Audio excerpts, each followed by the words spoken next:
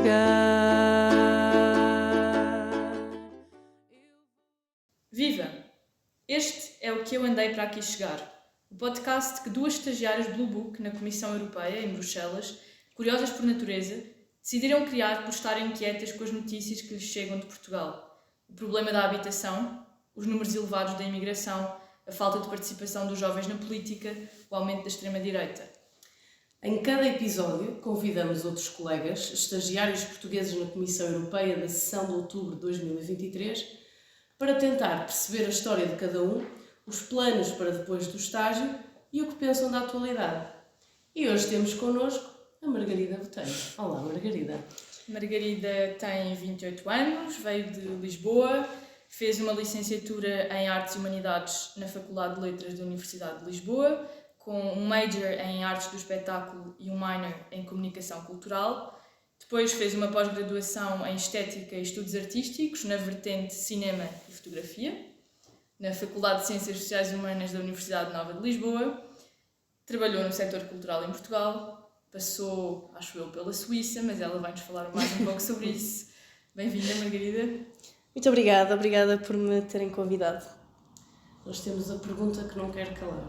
Oh, meu Deus. O que é que tu andaste para aqui chegar? Diz lá. Ui, andei muito.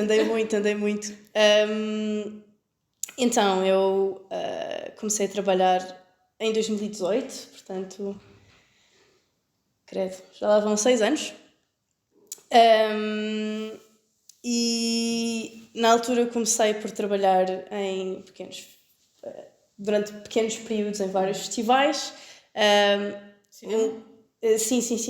O meu primeiro trabalho, um dos meus primeiros trabalhos foi na Eurovisão, quando foi em Portugal. Foi uma experiência absolutamente incrível e super enriquecedora. Depois fiz o DOC Lisboa, que é um festival que tem imensa visibilidade no nível europeu e que foi também uma experiência particularmente enriquecedora, sobretudo porque trabalhei a nível de guest office, que é o que te permite conhecer todos os convidados, realizadores,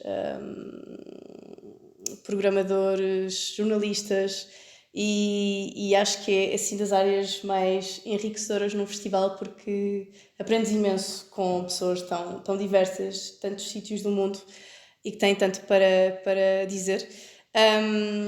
Depois do DOC Lisboa estive na Plural Entertainment, portanto a trabalhar com telenovelas, na altura eram telenovelas para a TVI. E depois fui trabalhar para o Gerador, onde estive durante 4 anos, se não estou em erro. O Gerador, para quem não conhece, é uma plataforma independente de jornalismo, educação e cultura. Eu trabalhava como curadora, programadora cultural, gestora de projeto, e portanto trabalhava com tanto a programar festivais, como a trabalhar com projetos comunitários, como a trabalhar com reportagens jornalísticas. Foi um trabalho muito enriquecedor porque me permitiu trabalhar de forma muito descentralizada, portanto pelo país inteiro, conhecer projetos da sociedade civil incríveis, trabalhar com o setor privado, com o setor público, com associações, com artistas, também trabalhar a nível jornalístico é super enriquecedor, porque podemos conhecer pessoas mesmo muito interessantes, e foi sem dúvida uma escola. Ao longo deste tempo também fui tendo sempre outros projetos, como a FOM, que é uma associação que começa como uma publicação periódica portanto, é uma revista de arte urbana. Hoje em dia é mais do que apenas uma revista, também tem programação e projetos. Também escrevi e continuo a escrever para um Big Magazine, que é uma revista de arte contemporânea, basicamente escrever sobre cinema, exposições, projetos. E mais recentemente... Pela Suíça. Exato, era aí que eu ia chegar. basicamente, a determinado momento no gerador, eu trabalhei muito com outros artistas, outros profissionais da área cultural e comecei a me interessar muito por políticas públicas, por financiamentos, por questões de coesão sobre o próprio setor e a profissionalização do setor em Portugal.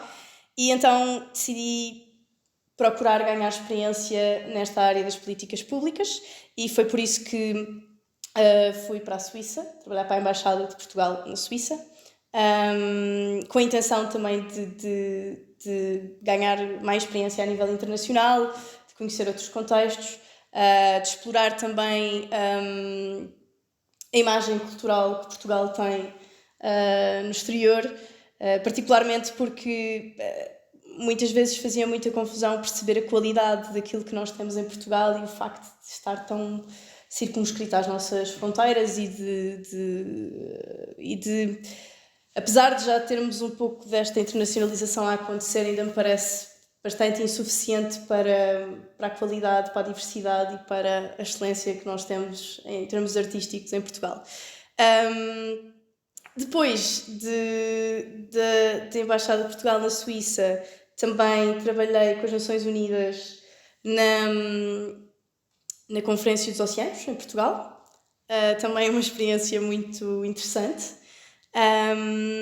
E pronto, e depois também trabalhei sempre muito como freelancer, em termos de eventos, produção, espetáculos, concertos, cinema, tudo. E entretanto, candidatei-me para fazer o Blue Book, motivo pelo qual estou aqui hoje. E onde foste parar? E onde fui parar? Então eu fui parar à IAQA, que é, oh meu Deus, vamos tentar dizer este nome. Vamos tentar dizer isto. Espera, Agência Europeia de Execução da Educação e da Cultura. Para a cultura e para a educação. Agência Em inglês Europeia é mais fácil. de Execução para a cultura... Desculpa, da educação e da cultura. Muito bem. Vamos Ok. abreviar. Sim, é AQA. A partir de agora, por favor. O que é que vocês fazem? Então,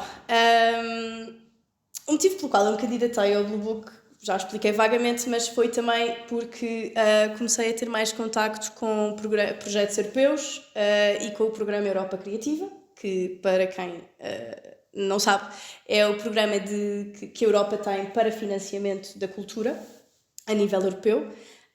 E então interessava-me conhecer melhor o programa, conhecer o trabalho da Comissão com a Cultura, o trabalho da UE com a Cultura. E porque achei também que era uma forma de conhecer as realidades culturais dos outros Estados-membros, o que poderia ser super enriquecedor para perceber que outros desafios é que existem, se noutro sítio existem desafios semelhantes, que tipo de soluções é que poderíamos eventualmente aplicar em Portugal, e foi muito isso que me moveu para vir para cá. E aqui então se calhar é mais fácil ainda recuar um bocadinho para explicar que a Comissão está dividida entre direções gerais e agências. As direções gerais são, de forma muito genérica, quem concebe as políticas, quem propõe novas medidas que depois irão ser votadas no Parlamento. Portanto, isto é tudo um encadeamento de instituições bastante complexo, mas que depois, quando começamos a perceber, a coisa até é mais simples do que aquilo que parece. E as agências acabam, no fundo, por implementar programas que foram concebidos, pensados, políticas que foram concebidas, pensadas e depois votadas pelo Parlamento. Uma espécie de poder executivo. Portanto, no fundo, as agências implementam aquilo que as DGs, em determinado momento, criaram, conceberam. Neste caso, a AQA é responsável por implementar os programas do Europa Criativa, Erasmus Mundus, Erasmus+, Solidarity Corps, Universities, qualquer coisa. Portanto, tudo o que é educação e cultura é com a AQA. Portanto, eu diria que é uma das agências mais fascinantes, a meu ver, no sentido em que talvez seja um dos trabalhos mais visíveis que a União Europeia faz, no sentido em que, quando as pessoas pensam em Europa, o que é que pensam? O primeiro pensamento será Erasmus, não é? A Europa criativa também está cada vez mais presente na nossa vida. Sob que formas? Só para termos uma ideia. Estás a falar do Erasmus? Sim, do Erasmus, do Europa Criativa. Ok. O Europa Criativa, portanto, é um programa que está dividido em 3 ramos, portanto, cultura, cinema e o outro que eu nunca me lembro, mas que é tipo Common Brunch, sabes como é que se chama, Joana? Sim, aquilo é o Common Não sei, eu só sei inglês. Como é que é? Não, Acho que era Common Strand. eu acho que é isso, exato. Porque no fundo aquilo... É tudo o que se conectam. Exatamente. E no fundo tudo o que não cabe nos outros. Sim, é isso. No fundo é isso. Não, no caso de... Pronto, tu estás na parte de cinema, eu estava na parte exclusiva da cultura e, por exemplo, aí encaixava-se mais o património cultural enquanto rótulo e programas de financiamento mais específicos, como o apoio à Ucrânia e assim.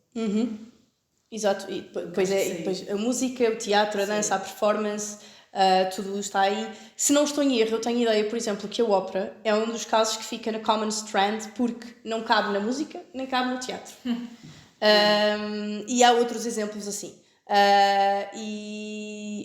Que, segundo sei, foi concebido precisamente porque o setor está a avançar e a andar. A ópera não é um bom exemplo, mas há outras coisas tipo realidades alternativas e coisas do género que é muito difícil de colocar num sítio ou noutro. E então, exatamente. E como sabemos, pronto, todas estas coisas têm nomes muito específicos, e foi uma solução. Preciso de corrigir uma coisa, que é, eu não estou no cinema, eu estou no branch de mídia, e é importante fazer a diferença. Não, eu também disse mal, porque inclui, por exemplo, TV e videojogos também. No setor Sim, exatamente. Que agora está cada vez mais em voga, não é? Sim, sem dúvida. E o que é que estar aqui, portanto, tu já tinhas trabalhado no setor cultural em Portugal, como é que estar aqui, portanto, agora segundo uma outra perspectiva, te fez alterar o teu olhar sobre aquilo que é feito em Portugal ou sobre a cultura no geral, no contexto europeu? É uma ótima questão.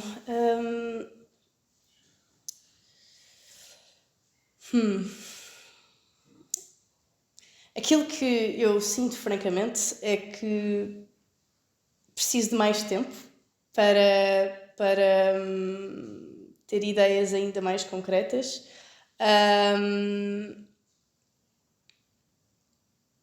Mas eu não acho que... Não sei se a minha opinião mudou muito assim.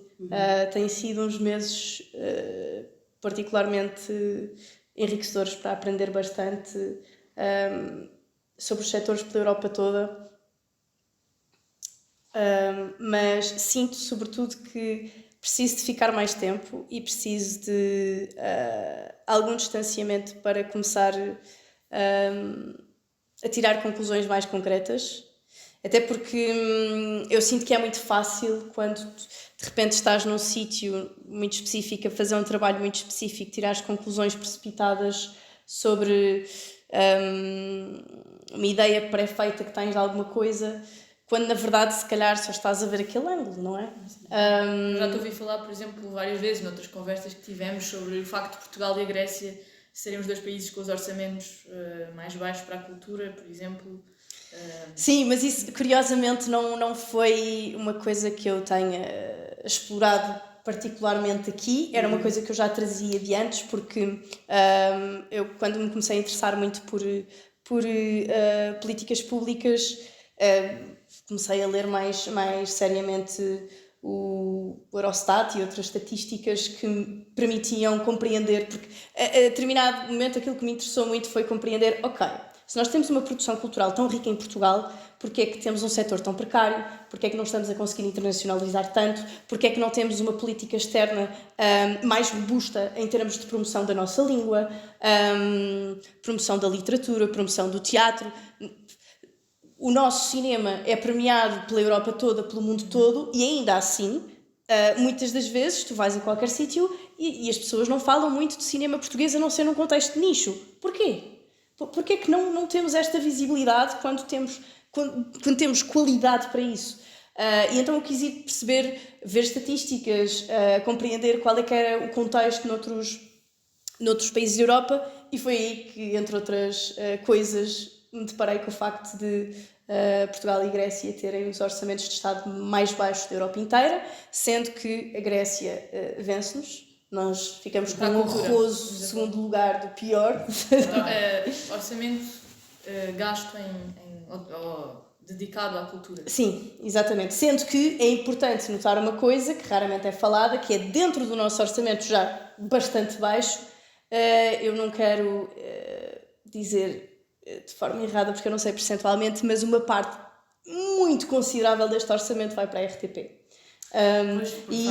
E deixem-me fazer o disclaimer já, sou grande defensora da televisão pública, RTP Forever, por favor. Mas é importante ter isto presente para compreender que de um orçamento já extremamente pequeno, uma grande parte deste orçamento já vai para a RTP, o que significa que, para lá do orçamento pequeno, temos um orçamento minúsculo para tudo o resto. E pronto, e prova disso é vermos como na DG Artes nos últimos anos, quer dizer, há muita gente que poderia ser financiada porque tem pontos para isso, mas o orçamento não chega. Portanto... Sim, e eu acho que também vemos isso no número de candidaturas a financiamento de projetos de cultura, que tem crescido muito. Tem havido muito mais organizações e projetos a procurar o financiamento da Europa Criativa. Tem sido um crescimento mesmo muito progressivo. Não sei se no setor da mídia é assim, mas no da cultura, todos os colegas com quem eu falava diziam que realmente Portugal estava a apostar cada vez mais, e também graças ao trabalho da DESC, da Europa Criativa em Portugal, que tem sido extraordinário. Há mais organizações a estarem atentas a estes financiamentos e se calhar até para colmatar essa deficiência de investimento do orçamento de Estado para a cultura. Sim, eu quando disse que me comecei a interessar mais por financiamento e tudo mais, fiz na altura alguns cursos sobre financiamentos a nível europeu e foi muito interessante não só o que eu aprendi no curso, mas também aquilo que eu aprendi com os colegas que tive no curso, porque eram a grande maioria das pessoas agentes culturais, que ia desde o produtor executivo ao ator, atriz, pintor, músico, técnico de luz e de facto as pessoas estão à procura cada vez mais de informação para tentar entrar nesta corrida que é a Europa Criativa, não é? Mas lembro-me de uma coisa muito interessante num destes cursos que fiz, que foi a formadora colocou uma questão que era porque as pessoas que estavam presentes naquele curso não se candidatarem tanto ou aos financiamentos europeus. Exato. E a resposta que se teve foi estes não são para nós. Porque quer dizer? E depois debatemos exatamente isso, porque são muito complexos, porque tu sentes que burocraticamente não tens uma estrutura para dar resposta a isto. Porquê? O problema em Portugal é que a maioria das estruturas, quer dizer, a atriz também é técnica oficial de contas, também é gestor, também é advogado, também é pintor, também faz o cenário, não é? Tem de escrever a candidatura depois. E também tem de escrever a candidatura. E a verdade é que este programa já é um programa que requer ter alguma robustez em termos de dar resposta à burocracia. E isto às vezes pode ser muito difícil para equipas que são tão reduzidas e em que tu fazes tudo e estás sempre a tentar chegar a todo lado e pronto, e sabemos que as equipas são tantas vezes insuficientes e têm de fazer tudo e mais alguma coisa. E pronto, e acho que, como dizes, a nossa DESC em Portugal é maravilhosa. Acho que fazem um trabalho mesmo muito bom. Tive a oportunidade de várias vezes falar com a nossa desk e de facto acho que fazem tanto com tão pouco. São duas pessoas. Duas pessoas em Portugal que se ocupam Sim. do Programa Europa Criativa. Sim, A exatamente. ponte entre a Comissão e Sim, o país. sim, porquê? Porque as desks que dão, que apoiam neste tipo de candidaturas porque a Comissão não pode fazê-lo. Portanto, alguém em Portugal que esteja a fazer uma candidatura pode recorrer ao apoio da desk. Mas as desks não são da Comissão, as desks são de cada Estado-membro. Sim, no nosso caso acho que pertence ao Ministério da Cultura. Eu confesso que não sei, talvez seja o SPAC. Sim, porque imagina, em alguns países são órgãos privados, não tem nada a ver com o Estado, em outros países já acontece que estão ligados ao Estado. Eu acho que no nosso caso estão integrados na vertente estatal. Portanto, sim, fazem um trabalho maravilhoso com tão pouco e muitas vezes eu convidei-as para estarem presentes em sessões de esclarecimento e nunca tive um não. Portanto, é assim mesmo uns parabéns muito reais, porque acho que é por isto também que temos tanta qualidade e o setor está lentamente a crescer, apesar de todas as dificuldades, porque temos pessoas que de facto são extraordinárias, têm muito adoram o que fazem e esforçam-se muito para conseguir levar as coisas a bom porto. Isto sem querer estar a denunciar que a precariedade no setor é absolutamente inadmissível, mas temos colmatado muita coisa porque as pessoas de facto dedicam-se de corpo e alma. E agora, falando um pouco de futuro, passando rapidamente por aqui, tu disseste-nos que o que te faria querer voltar a Portugal seria a oportunidade de trabalho certa e que o facto de não ver perspectivas de crescimento pessoal e profissional te faz pensar duas vezes no que toca a voltar. Eu sei que isto é um tópico sensível para todos nós neste momento, mas gostávamos de te ouvir um pouco. Pois, o problema em Portugal, de trabalhar no setor cultural, é que muitas vezes tens de ser freelancer, o que naturalmente é uma circunstância altamente precária e incerta. Ou então, podes ter a sorte de ter um contrato, mas a verdade é que são contratos que depois, em termos de remuneração, continuam sempre a ser bastante precários. Sabemos que os ordenados em Portugal não estão minimamente ao nível do nível de vida, permitam uma redundância, porque tem muito a ver com esta questão, porque de facto o setor cultural em Portugal é tão vivo, tão extraordinário, tão vanguardista, tão... Todos os dias está alguma coisa a acontecer, está sempre tudo a borbulhar, há sempre qualquer coisa nova, há sempre alguém novo para conhecer, há sempre nova arte em algum sítio, seja numa galeria hiper estabelecida, seja num cubículo que parece uma casa de banho e que, no entanto, vais descobrir um artista absolutamente extraordinário que tu não imaginavas encontrar ali. E acho que, de facto, o setor cultural em Portugal é muito apaixonante. Acho que temos uma nova geração de artistas que é de facto extraordinária.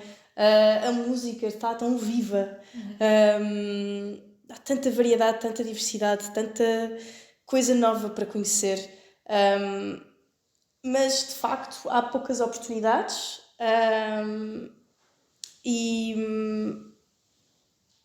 E pronto, e como disse, trabalhei bastante no setor e muitas vezes para mim era muito horrível ver a falta de condições, a precariedade, o desespero de alguns colegas meus que trabalhavam no setor. E então durante a pandemia foi horrível ver as pessoas a tentar perceber como é que não iam morrer à fome, não é?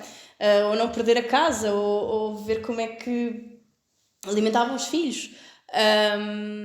E talvez tenha pensado muito como é que eu posso mudar isto. E nesse aspecto vim para cá também com a intenção de como é que eu posso ganhar conhecimento que me ajude eventualmente a contribuir de alguma forma para mudar isto. Mas eu não creio que, voltando agora para Portugal, esteja numa circunstância que possa mudar alguma coisa ainda.